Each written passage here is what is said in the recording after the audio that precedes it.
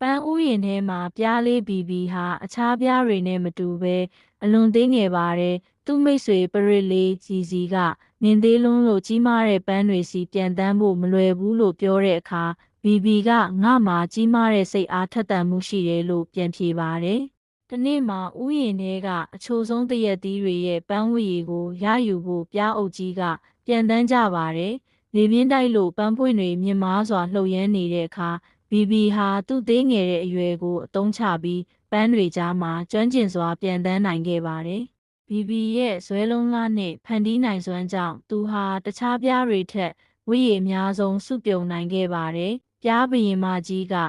သေးငယ်တဲ့ခန္ဓာကိုယ်မှာကြီးမားတဲ့စိတ်ဓာတ်ရှိတဲ့သူသာအောင်မြင်တယ်လို့ချီးကျူးပါတယ်။ကိုယ်စွမ်းရည်ကိုယုံကြည်ပါအတားအဆီးတွေကိုဖန်တီးမှုနဲ့ကျော်လွှားပါငါလေးတယ်ဆိုတာငါမစွမ်းတာမဟုတ်ဘူးဒါဟာငါကိုငါထူးခြားအောင်လုပ်ဖို့ခွင့်ရေးပဲဒီပုံမြင်လေးကိုကလေးတွေရဲ့ကိုယ်ပိုင်ယုံကြည်မှုစ조사အားထုတ်မှုနဲ့အခွင့်အလမ်းများကိုမြင်တတ်စေမဲ့နည်းလမ်းနဲ့ရေးဖွဲ့ထားပါတယ်